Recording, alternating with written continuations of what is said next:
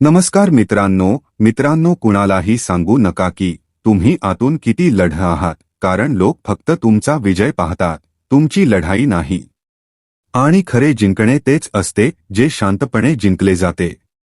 म्हणून कुणालाही सांगू नका की तुम्ही आतून किती संघर्ष करत आहात. लोक फक्त यश पाहतात, फक्त यश. खूप जण म्हणतात आमचा जन्म कुंभ राशीतच का झाला. आज आपण याच विषयावर सखोल चर्चा करणार आहोत. कुंभ राशीच्या आयुष्यातील काही कडू सत्यांबद्दलही जाणून घेऊ. एकूण 12 राशींमध्ये कुंभ ही 11वी रास आहे. तुमचा जन्म कुंभ राशीत का झाला यामागचं कारणही समजून घेऊ. सध्या शनीची 7.5 सुरू आहे आणि ती हळूहळू संपण्याच्या मार्गावर आहे. 2027 ते 2030 या काळात कुंभ राशीच्या जीवनात कोणते बदल होऊ शकतात हेही आपण पाहणार आहोत. येणारी 4 वर्षे तुमच्यासाठी कशी असतील हे समजून घेऊ. शनी, राहू, केतू आणि बृहस्पती हे असे ग्रह आहेत जे दीर्घकाळ एका भावात राहतात. शनी साधारण 2.5 वर्षे, राहू-केतू सुमारे 18 महिने आणि बृहस्पती 1 वर्ष एका राशीत राहतो. या ग्रहांच्या हालचालींचा कुंभ राशीवर मोठा परिणाम होतो. तसंच कोणत्या वयात कुंभ राशीच्या व्यक्तीच्या आयुष्यात मोठे बदल होतात, वैयक्तिक आणि व्यावसायिक जीवनात युटर्न येतो, हेही जाणून घेऊ.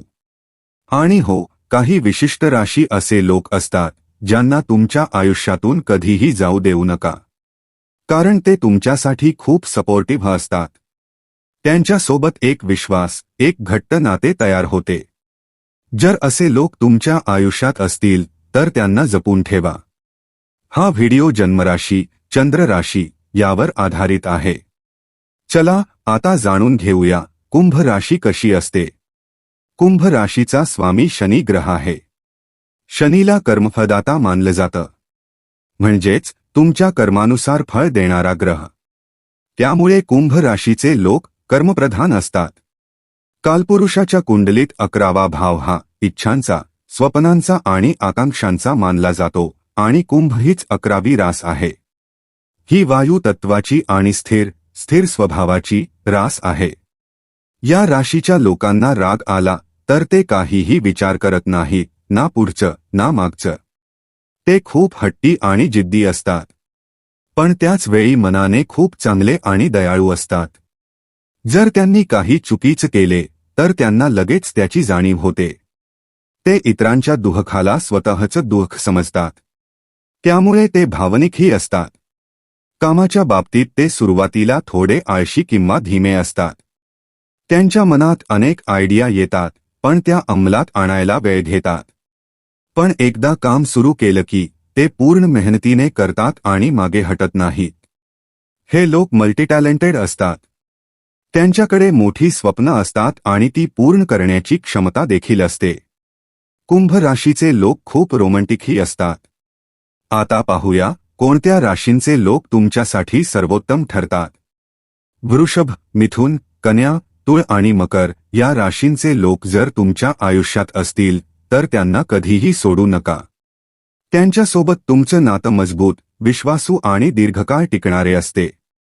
आता जाणून घेऊया कुंभ राशीच्या जीवनात मोठा बदल कधी येतो. साधारणपणे 29 ते 34 वयाच्या दरम्यान कुंभ राशीच्या व्यक्तीच्या आयुष्यात मोठे सकारात्मक बदल होतात. या काळात करिअरमध्ये प्रगती, प्रमोशन किंवा एखादं मोठे स्वप्न पूर्ण होण्याची शक्यता असते. हा काळ त्यांच्या आयुष्यात टर्निंग पॉइंट ठरतो, जिथे त्यांना यश, स्थैर्य आणि समाधान मिळू लागते. चला आता पाहूया 2030 पर्यंत कुंभ राशीसाठी काय संकेत दिसत आहेत. सध्या राहू तुमच्या राशीत भ्रमण करत आहेत आणि शनी देखील तुमच्याच राशीत आहेत. केतूचाही प्रभाव आहे. 2 जून 2026 पासून गुरु, बृहस्पती तुमच्या राशीत प्रवेश करणार आहेत. शनी 27 जून 2027 पर्यंत तुमच्या राशीत राहतील, त्यामुळे तोपर्यंत 7.5चा प्रभाव राहील. 2025च्या मार्च-एप्रिलपासून आतापर्यंत तुम्हाला काही आरोग्याशी संबंधित त्रास जाणवला का? जसे की पोटाचे त्रास, सांधेदुखी, पाठदुखी, खांद्याशी संबंधित वेदना, स्नायूंमध्ये ताण किंवा दातांचे डेंटल प्रश्न, घशाचे इन्फेक्शन किंवा ॲलर्जी. असे काही झाले असेल तर ते शनीच्या प्रभावामुळे असू शकते. तरीही हे गंभीर नसून लहान-सहान त्रास असण्याची शक्यता आहे. पण जर तुमच्या जन्मकुंडलीत शनी कमकुवत असेल तर हे त्रास थोडे वाढू शकतात. त्यामुळे आहारावर विशेष लक्ष द्या. दातांची काळजी घ्या. जिम, योगा किंवा जड व्यायाम करत असाल तर विशेषतः खांद्याशी संबंधित दुखापत होणार नाही याची काळजी घ्या. आता एक चांगली गोष्ट, जर तुम्ही प्रमोशन, ट्रान्सफर किंवा करिअरमध्ये बदलाची वाट पाहत असाल तर त्यासाठी उत्तम संधी निर्माण होत आहेत. विदेशाशी संबंधित संधींबद्दल बोलायचं झालं तर डिसेंबर 2026 नंतर 2027 पासून राहू 12व्या भावात प्रवेश करेल. 2027 ते 2028 या काळात परदेश प्रवास, परदेशात नोकरी किंवा परदेशातून उत्पन्न मिळण्याचे प्रबळ योग आहेत. भारतात राहूनही परदेशी क्लायंट मिळणे, MNC कंपनीत नोकरी मिळणे असे संकेत दिसतात. या काळात तुम्हाला पाणी, निसर्ग, हिरवळ, नद्या किंवा हॉस्पिटलशी संबंधित ठिकाणी जाण्याची संधी मिळू शकते. 2 जून 2026 नंतर गुरु तुमच्या 6व्या भावात येईल, ज्यामुळे ऋण, कर्ज, रोग आणि शत्रूंवर विजय मिळवण्याची संधी मिळेल. पण त्याआधी काही अडचणी येऊ शकतात. जर कर्ज असेल तर 2 जून ते 31 ऑक्टोबर 2026 दरम्यान ते फेडण्याची शक्यता आहे. गुरुच्या प्रभावामुळे transfer, management, consulting, communication, marketing, HR यासारख्या क्षेत्रात यश मिळेल. तुमच्या कामात तुम्ही स्वतः सुधारणा कराल आणि प्रगती अनुभवायला मिळेल. तसेच बोलण्याच्या कौशल्यात वाढ होईल. कुटुंब वाढवण्याचा विचार करणाऱ्यांसाठी हा काळ अनुकूल आहे. 2027 हे वर्षही चांगले असेल कारण शनीची दृष्टी पंचभावावर पडेल, जो संतती आणि सर्जनशीलतेशी संबंधित आहे. मिड 2028 ते 2029 या काळात राहू 11व्या भावात येईल आणि केतू पंचम भावात असेल. या काळात प्रेमसंबंधात गैरसमज टाळा. मात्र आर्थिकदृष्ट्या हा काळ अत्यंत फायदेशीर असेल. शेअर मार्केट, ट्रेडिंग, गुंतवणूक यात मोठा फायदा होऊ शकतो. हा काळ तुम्हाला अचानक यश, प्रसिद्धी किंवा पदोन्नती देऊ शकतो. तुमची ओळख आणि स्थान अचानक बदलू शकते.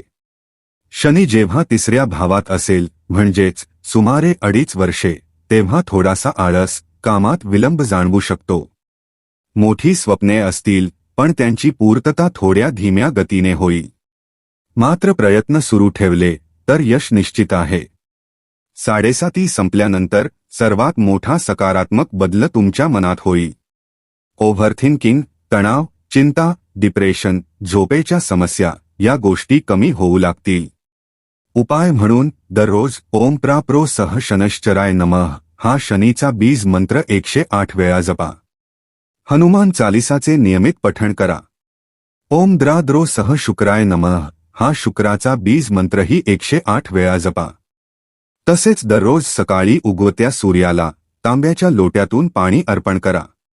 शेवटी एकच लक्षात ठेवा, कुंभ राशीचे जीवन कधीही सरळ रेषेत चालत नाही, ते वादळातून घडतं आणि इतिहास बनवतं. आज जे संघर्ष दिसत आहेत तेच उद्या तुमच्या यशाची पायाभरणी असणार आहेत. थोडा वेळ लागेल पण तुमचे नशीब तुमच्या मेहनतीसमोर नक्की झुकेल. शनी तुम्हाला थांबवत नाही, तो तुम्हाला घडवत आहे. आणि जेव्हा वेळ तुमची येईल ना, तेव्हा तुमची उंची पाहून लोकांना विश्वास बसणार नाही. म्हणून शांत राहा, मेहनत करत राहा आणि स्वतःवर विश्वास ठेवा. कारण तुमची खरे जिंकणे अजून बाकी आहे. धन्यवाद. हर हर महादेव.